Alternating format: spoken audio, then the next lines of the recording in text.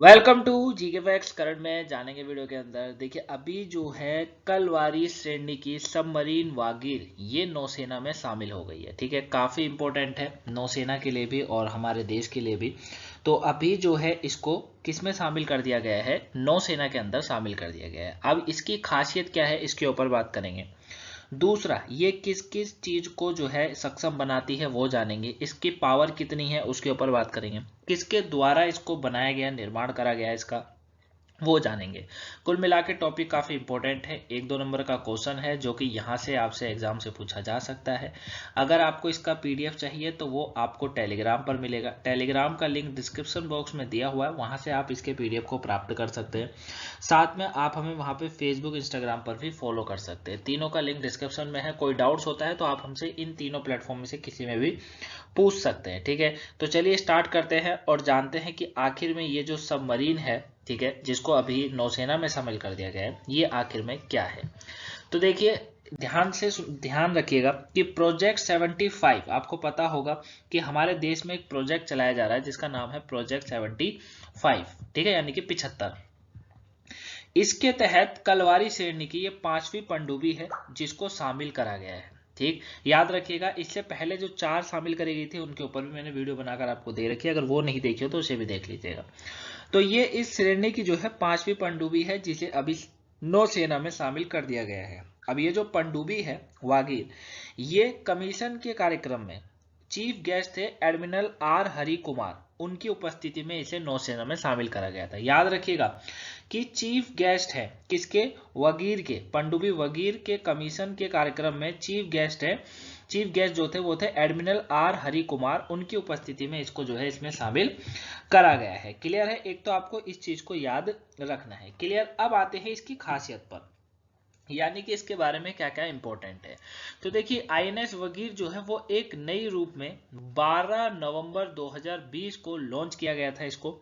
इसका निर्माण स्वदेशी रूप से निर्मित अन्य पनडुब्बियों की तुलना में सबसे कम समय में किया गया है। ठीक है, बाकी जो समय बाकी पनडुब्बियों को लगा वो इतना समय इसको नहीं लगा इसका निर्माण करने में। ये जो सबमरीन है ये एंटी सबमरीन वॉर है और ये खुफिया सूचना जुटाने, सर्वेलेंस और समुद्र में माइन बिछाने आदि में सक्षम है। यानी कि ये समुद्र के अंदर ही जो है खुफिया जानकारी निकालने में और साथ में माइन बिछाने में, समुद्र में माइन बिछाने में, इस चीज कार्य करने में ये सक्षम है। नौसेना में जो है इसको शामिल होने से भारत का समुद्री सुरक्षा तंत्र काफी मजबूत हो गया है। ठीक है, और साथ ही जो है ये वगीर जो है ये खतरनाक हथियार को ले जाने में भी सक्षम है। 24 महीने की अवधि में नौसेना में शामिल होने वाली ये तीसरी पनडुब्बी है अभी। ठीक है, 24 महीनों के अंदर ये तीसरी पनडुब्बी है जिसको नौसेना में शामिल कर दिया गया और अपने में ही ये काफी सक्षम है, यानी कि काफी चीजों में ये अग्रणी है। क्लियर? अब इसका निर्माण जो है वो प्रोजेक्ट 75 के तहत करा गया है जो कि सरकार के द्वारा चलाया जाने वाला एक प्रोजेक्ट है।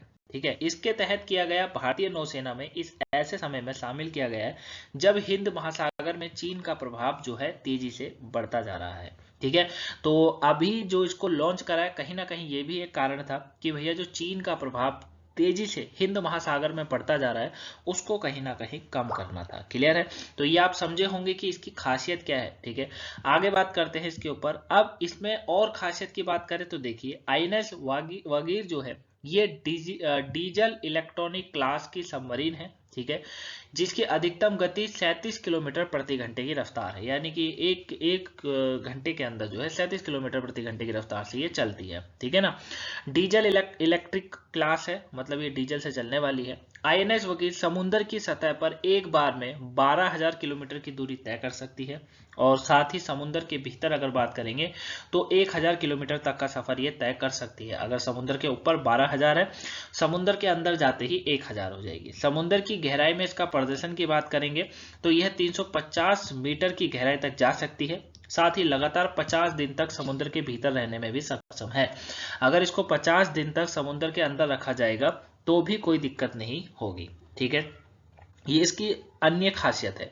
इसकी मारक क्षमता की बात करेंगे तो इसमें जो है करीबन 533 mm के 8 टारपीडो ट्यूब लगे हुए हैं जिनसे मिसाइलों को लोड किया जा सकता है और मार किया जा सकता है, ठीक है ना। तो ये इसकी मारक क्षमता है जो कि इसे काफी सक्षम बनाती है और काफी इसे अग्रणी रखती है, ठीक है। तो इतने कम समय में जो है इसका निर्माण हुआ, बाकी जो है सबमरीन के मुकाबले बात करें तो बहुत जल्दी इसका निर्माण कर दिया गया, ठीक है, और काफी सक्षम भी है, ठीक। तो ये आपको इसमें याद रखना है, क्लियर है।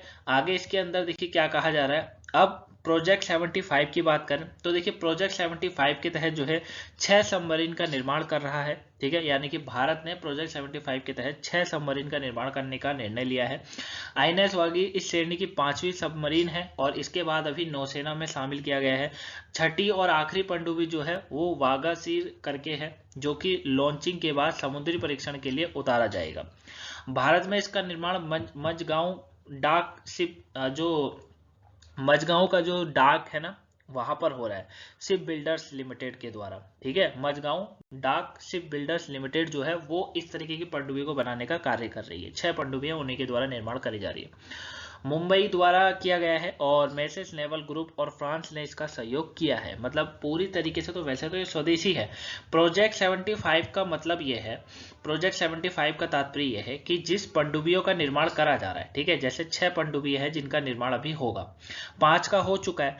अब इन 5 पनडुब्बियों के अंदर जो क्या कहते हैं चीजें यूज करी गई है, ठीक है ना, पार्ट लगाए गए हैं, वो पार्ट 75% भारत के हैं, ठीक है।